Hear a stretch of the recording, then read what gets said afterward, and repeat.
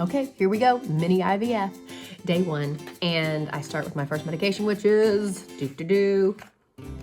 birth control. Yeah, you heard me right. I am trying to have a baby and they put me on birth control. Let me tell you why. Most clinics do something called batching for their IVF cycles. That's because the process of IVF requires women to have egg retrieval based on their individual hormone levels, and that could end up being on a Saturday or a Sunday. And so the people that work at clinics don't want to never get to have a weekend to be with their family. So what they do is they start a lot of women on birth control the cycle before to be able to get everybody kind of synced up within the same week or week and a half. I don't love this. I am a holistic natural person. I don't even like taking ibuprofen. So do I love that I have to put hormones in my body? No. Anyways, pill 1, here we go.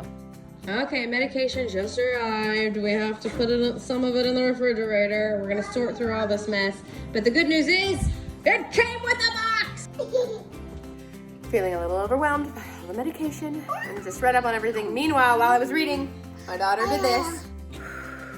I took my last birth control pill yesterday, and today I had to go into my local OBGYN to get an ultrasound and blood work done. They call that your baseline, just to see where you're starting. They also want to make sure that before they give you medicine to stimulate anything to grow in your ovaries, that there's no cysts or anything, because it can make those grow. So got my first stick, waiting to get the results, and if we're in the all clear. Also, I am so happy to be off of birth control. It made me a little bit dizzy, slight headache feel to be on that, so glad I was not on it for long.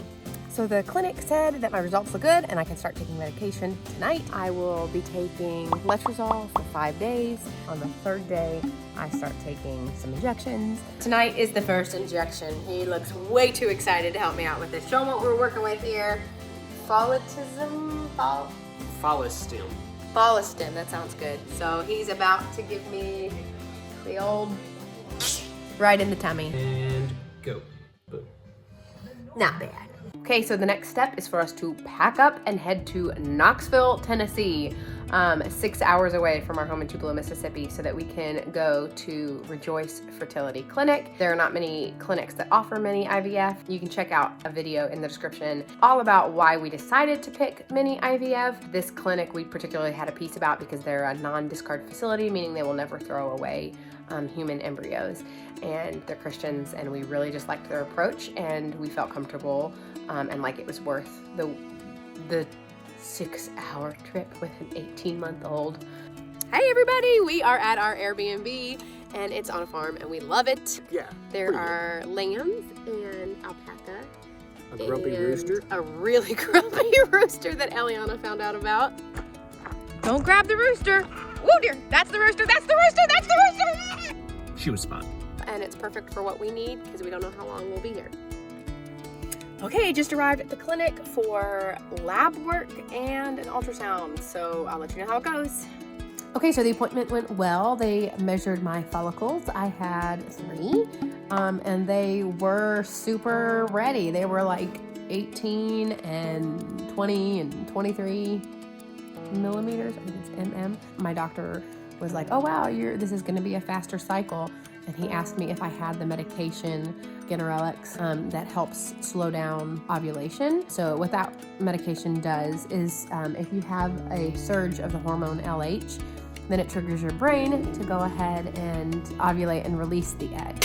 And you do not want that to happen until egg retrieval, so they can go in and get them, but they want to let them mature as long as possible before retrieval. So took that shot. They called later that afternoon and said that my blood work came back and my progesterone and estrogen levels not quite where they wanted them to be. So they said, we'll wait 1 more day. And they told me to keep taking Follistim.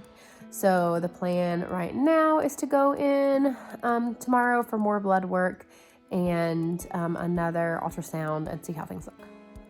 We just got the call and the blood work and everything looks great. So tonight at 11:15 p.m., my husband gets to shoot me in the backside.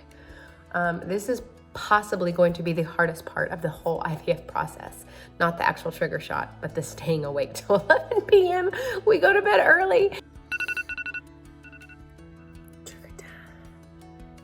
1, 2, 3. Tomorrow is egg retrieval. This is super corny. All I have to do tonight is take 2 capsules, doxycycline hyclate. I guess that's to help with potential infection.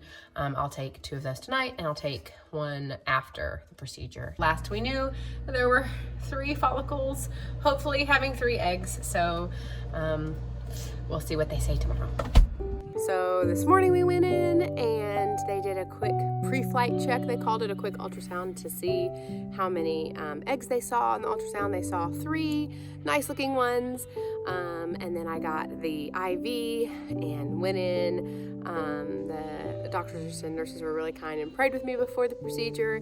Yeah, I woke up and they told us that they actually got 4 eggs. 1 was teeny tiny, but that 2 of them looked mature enough to be able to use for IVF. So they'll give us a call tomorrow and we'll get to find out if they both fertilized and then how healthy they look. So we're praying right now as the Lord is potentially knitting together our future children. We know that even though there's doctors and nurses that are involved in the process, that ultimately life begins with that little spark of light that they say when fertilization happens, and the doctors can't make that happen. Only God can. We know He's the author of life, and so we're just praying to Him for His will to be done for our family, and trying to be hopeful, but also just surrender and lay everything at His feet. After the procedure, I came home and I had to take a doxycycline anyways, and then I had to take estrus and progesterone, and I'll be taking that from now until transfer. And then if we get to transfer, then I'll continue taking it until we do a pregnancy test and find out if we're pregnant or not. But they said the lining in my uterus was looking great. Way to go, lining. It was not super painful. The team was awesome. The sedation was great. I woke up pretty loopy. I had a little bit of soreness and cramping afterwards, so I just wanted to come home. The next day was excruciating waiting for the call, but we eventually got it and found out that we have 2 little embryos. And regardless of how many days they live, whether or not they implant in my uterus, we knew that that means we have 2 little babies, and so we just praised God for that moment. Hey everybody, it's transfer day. We made it. This is kind of a little surreal.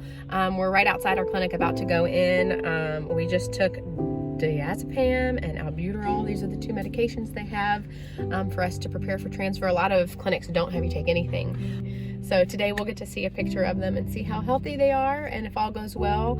It's a really fast procedure. They put a little catheter in and they have an ultrasound. So yeah, and then the next step for this will be we'll have to wait for like almost 2 weeks before going in for a blood pregnancy test. So more limbo. It's a lot of waiting time. A lot of waiting.